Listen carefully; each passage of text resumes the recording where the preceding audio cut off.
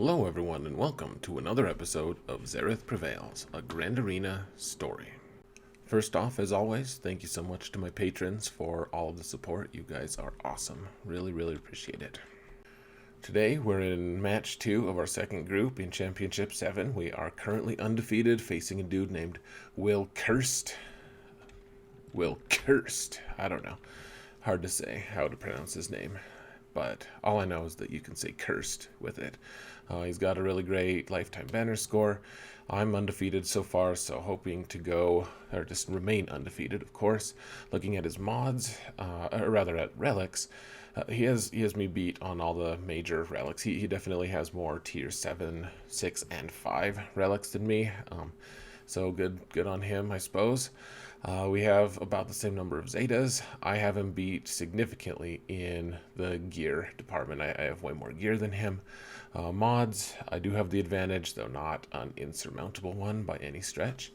And total lifetime banners, I mean, I've had a little more success, but my opponent wins the vast majority of his matches. So not going to take this one lightly. He's very clearly an offensive specialist, has a lot of good meta teams for offense, so I can't mess up here. Now, I do want to bring this to your attention. He has a really fast Stark. He has the 6th fastest Stark in the game. 330 base speed, that means 350 after the Veers lead. I am stuck at number 26, or rather I'm tied for 23. So, I'm pretty quick with my Veers as well, but he knows to scout for that, and he absolutely did prepare for it. So I do want to show you guys my my defense, just so I can show you what I was kind of planning here. I was trying to make it so that he would have some tough choices for his Veers to take on. So I have Bosk lead with Watt, forcing him to kill Bosk first. And then I also threw Nest on my Newt team, just because Relic 7 Nest is not going to be fun for troopers to face. And then I do have my Supreme Leader Kylo on defense. Not really sure about that team, probably not the best, frankly. My Darth Revan team as well. And then I have General Skywalker in the back. And I'm showing you guys this, not only to show you guys what I'm trying to do to thwart troopers, my opponent also full cleared me with one-shots. And to do that is really impressive, and I'll save the final results for you guys for a little bit later. But you guys can see how important it is to be able to be efficient and try to one-shot teams, especially when they've clearly gone full offense. So none of these teams on defense look too scary. The Sidious lead with Trai in there is really interesting and strange. One other factor I want to point out is I'm trying for the captain on the bridge feat, trying to get kills with fleet commanders, and I'm also trying to get speed up from different characters. So we're trying to do that throughout as well. So I'll mention those as we come across them. So first off, we're trying to clear the bottom zone as per usual. And honestly, this is kind of like almost embarrassing. I didn't know what to take against Hux. Like there's not really a great cheap counter for Hux these days. So I decided to take my Padme team, and you'll note that I'm making things way more difficult for myself throughout this match, trying to get kills with Kenobi so that I can get the feat. And this match isn't necessarily that hard. Padme is going to be a pretty hard counter to it.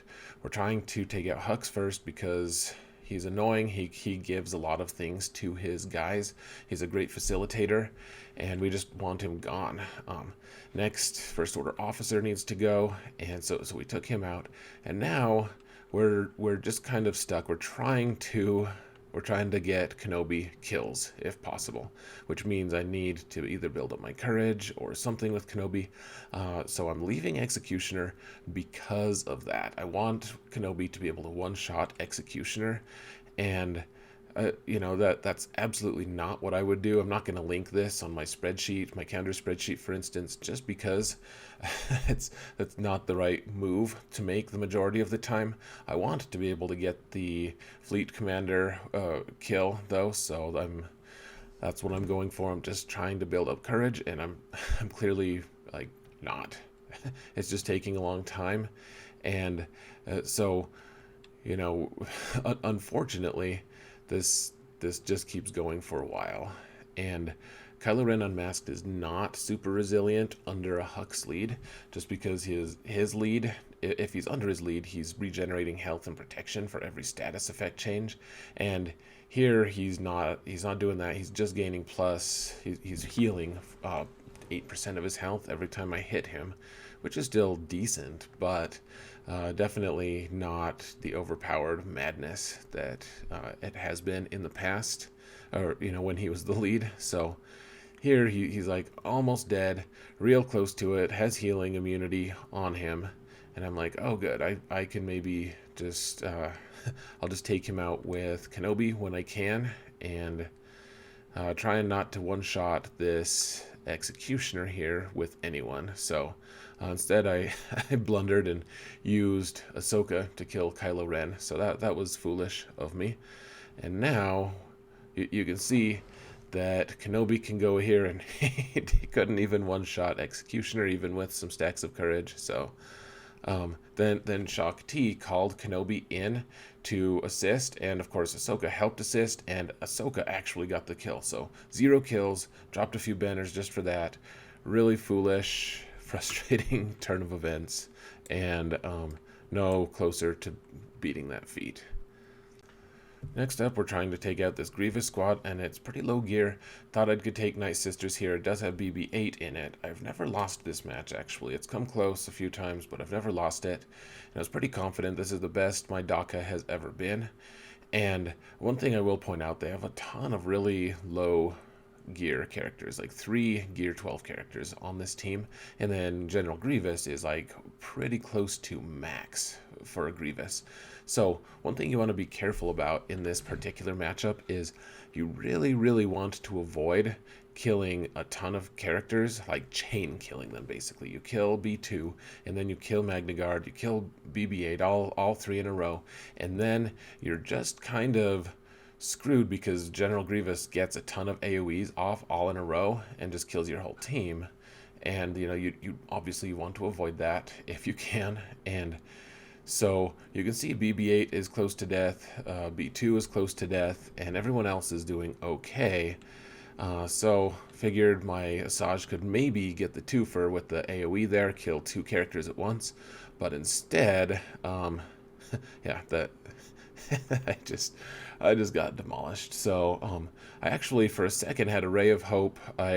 Zombie went in, called Asajj to assist, killed Magna Guard with it, so Asajj stayed alive, and then General Grievous just did his AoE and killed them. So honestly, I think actually Nightsisters do better against stronger droid teams. Now, this defeat is not to be underestimated. Like he saved everything for offense. So me not getting a one shot kill here is huge for my chances of success. Like I could easily lose this match now. So we're taking Ewoks here against General Grievous, and it was funny to talk to my 6-year-old about this. He was watching me do this particular attack, and he was kind of gloating that Grievous had butchered my Nightsisters because he thinks it's funny when I lose. So that's great. It did give me an opportunity to get some speed up on characters for the feat, so I guess that's good. I don't know. Wouldn't have done that. It wouldn't have chosen to do that otherwise. But Ewoks are a great way to finish off lone Grievouses. This Grievous has 155k health, which is huge, but Ewoks take so many turns, and they have a good way of negating that turn meter gain with Logray.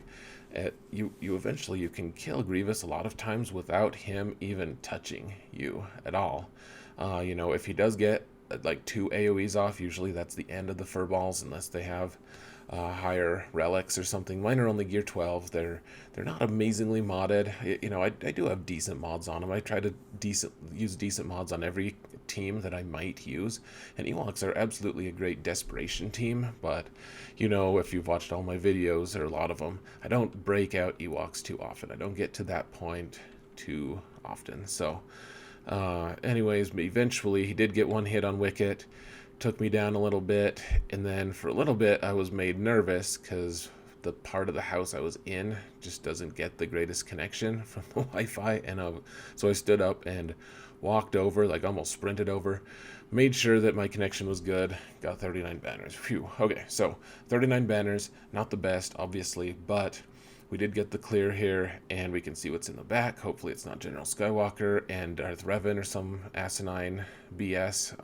Instead, it's just some pretty weak teams. So one thing I do want to point out here is when people lose their first match, a lot of times they go into this mode of like, well, if my opponent just attacks and full clears me with one shots, then I'm just going to lose no matter what. So I'm just going to be inefficient and hope he loses. Like they basically start just not caring about the match, and I think that's pretty negative, poor planning and thinking on their end. You really just need to try to be efficient, especially once you lose one. So here I'm using my Commander Luke team against this Trai team with Sidious as lead, and I don't know what the deal is with Sidious lead. Like, he's not good compared to Trai. Trai's lead blows his lead out of the water. I don't know, maybe my opponent was hoping like Sidious was going to like throw me off and make it so that I use a really weak team. Like maybe he was trying to bait my troopers or something. Didn't work. Killed his Sith trooper first, then Trai, and it was all over. Commander Luke, hard counter to Gear 12 Trai. That wasn't even close. 58 banners is fine, I guess. I wish I had gotten better a little bit. They got an AoE off or something. So 58 is fine. Probably could have just beat it with my trio, to be honest. Now, you see I'm messing around here with my roster of what I want to take. I need to kill these Gear 12 Geos. They're not a strong team. I need to kill the Geos. I wanted to save Trai for a just-in-case moment. And you don't need Trai against Geos if you have Palpy and Bastila. So, I threw in Thrawn as well just to add to my speed and, just overall hitting ability, or rather control ability. So, here, Bastila goes first. She puts on her big suite of debuffs. And now we're just going to try to stun with Palpatine. Didn't get too many stuns here, but that's okay. As these debuffs are dispelled, we're going to gain a ton of turn meters. So Vader went through his saber and killed someone. And in the process, he also dispelled a ton of debuffs, which gave the rest of the team a ton of turn meter. And now we're just on the turn meter train trying to just kill this team. So Brood Alpha is probably the biggest threat currently. I guess if Brute went, that would be frustrating if he got a taunt up or something. But right now I'm just trying to spread debuffs all around, and if I can just spread debuffs, that's great. We don't want them to take a turn, frankly. If they take a turn, they might just kill a character. They're strong enough to do that with a mass assist. But in this case, they don't have a huge health pool. They're only Gear 12, and this team could take on a way higher relic Geonosian squad. That Palpatine with Bastila is just overpowered in a ton of different matchups, and this is one of them. Geonosians just crumble. So Gear 12, I wasn't worried about. Gear 13, I still wouldn't have been that worried about. So beat that team. Now we have a timeout team remaining, and then in the back, a couple teams that we can also deal with. We have Trai available as well, and we have enough teams to be able to take most of these. So we want to see what's in the back, see what's in ships, break through if we can. There's a triple Wookiee team, which is fun and thematic, and probably not the best. So we have Zalbar here, he's probably the biggest threat to be annoying because he has the passive taunt. We do actually have 3 taunters here, though. And actually, technically, we have 4 tanks because Vander Chewbacca is also a tank, though he doesn't taunt. So we're just trying to... we want to take out Vander Chewbacca first because he can revive everyone on this team. If they die, he can revive them passively. So we want to take him out. Of course, Zalbar is kind of cock-blocking us from that, not letting us get to Zalbar, which I suppose is fine. It's frustrating. It takes a while. None of these guys have high enough gear to really do much damage, though, so I'm not worried about anything other than maybe timing out. But frankly, I have enough control here that eventually I'm going to wear them down and get a kill. And once I get one kill, then it's pretty easy to just keep that rolling. So got the kill. And now one thing that I wanted to point out too is Illuminated Destiny also gives speed up to an entire team. So I was hoping to be able to spread Illuminated Destiny to the whole team a couple times before this match was over, just to be able to get that feat if possible. We're not going to lose a match just because of that feat, but it will be nice to get it. Get an extra 50 banners, you know, help me on my way a little bit, but whatever that means. So got rid of mission. And one thing to keep in mind here is L3 is passively, she's going to passively dispel debuffs every time she's hit. So you see that I put the flames on both of them, and she dispelled herself that time, not Zalbar. But you don't want to hit her. You just want to use her hand wave and forget about her. Hand wave and forget about her. That's pretty standard for L3 if you're using Jedi Training Ray to counter.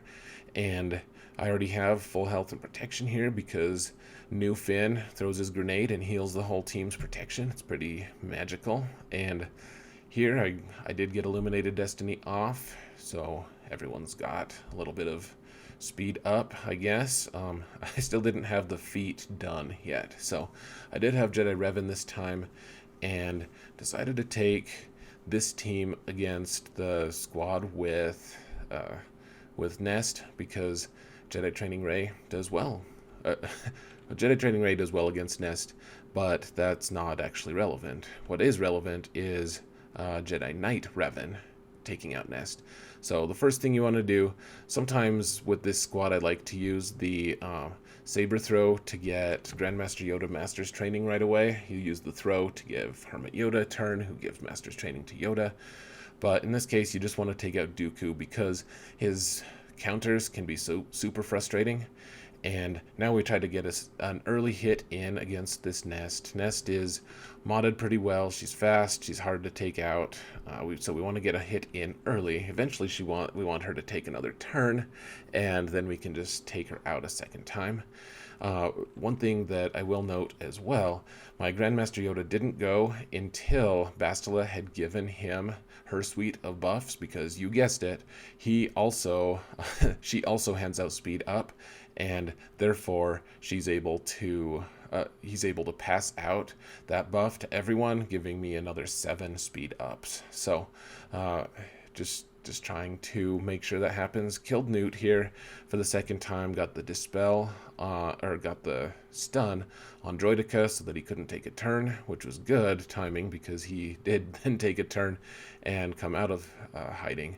And now I was hoping to get another suite of speed ups on my characters, but Nest wasn't looking too great. So just have to do the best we can with that.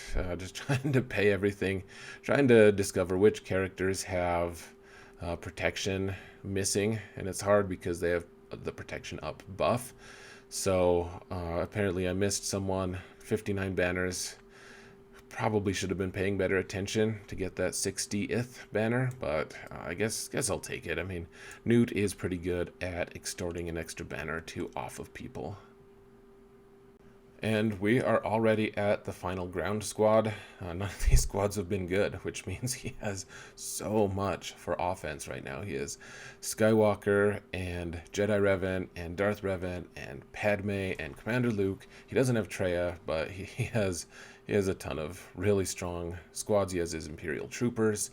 So I took my first order here. I wanted to take Watt, and that was a fail because I put Watt with Bosk on defense this time, which I think that maybe that was a weaker choice than I had initially thought it was. I think his troopers are probably strong enough to still chew through Bosk, even at Bosk lead.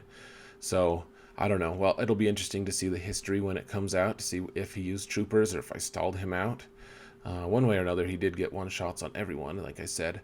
One thing to point out here is I intentionally left my First Order Special Forces TIE pilot for offense, just in case this happened, so that maybe I could get speed up. I think at this point I did have enough speed up that I got the feat, but I did. Special Forces TIE Fighter does give that, so I would have preferred to use Watt here, frankly. I mean, Watt just makes this team broken, but as it stands, Phasma lead is just not a great lead. It's just not. Like, you can get some good RNG and have people assist all the time, but it's really not worth the it's not worth a Zeta for her. It's not worth anything, really. So we're just killing characters at random, really. I mean, I've never faced this team, and so it's all just targets of opportunity, frankly. And we're trying to make the fight last a little longer so Executioner can regenerate his protection, but it's not gonna work. So instead he went on a killing spree and killed he killed 2 characters, and then apparently I did an AoE that killed the last one. 59 banners again. I don't know, I've been getting a lot of 59s and 60s. It's great, feels good, but obviously not the best banners. I waited for a little bit on fleets just because I had a live stream to do. I had all sorts of things to do, and I knew I could clear this fleet, but I was hoping my opponent would attack in the interim, and I would be able to tell, like, if it was going to be really close, I could just, severely underman fleets if I needed to as a desperation move. But he never did. He waited for a really long time to attack, which, it's fine. Who knows what his schedule's like? My schedule's been crazy lately. So here we've just got a Negotiator mirror match once again, and this opening salvo isn't great. Ahsoka is almost dead, and there's not much we can really do about it, because Anakin's going to get his AoE, which he just did. He killed Ahsoka, which sucks, super sucks, and now we're just trying to march through to the end. I've been taking 5s in, despite what Klesso says. He says that the best move is Plo first, and I've been experimenting with that a little bit in Arena, which it's about the same results, but this one I've had more success with, so just doing that. 5s comes in, does his big AoE, didn't kill anyone, but he did knock the Never Dying buff, and an Unending Loyalty, I believe is what it's called, buff off of Anakin, so now he is available to kill as soon as we get past this taunt, which an AoE will do. And honestly, this match has been rehashed a million times, and Y-Wing does make things a little more interesting, I guess. Y-Wing is a fantastic ship, and I'm excited to start using mine. I don't know why I said she. It is only at 5-star right now because I can't farm light side at all because I'm trying to get the ultimate on Supreme Leader Kylo. But one way or another, it is getting worked on. It will eventually happen. Now, the following is actually a pretty sweet setup. It's really hard to plan it this way, but I'm really glad it did. Watch this. All 3 of these guys have target lock on them, and 5s has his AoE available. And his name is John C.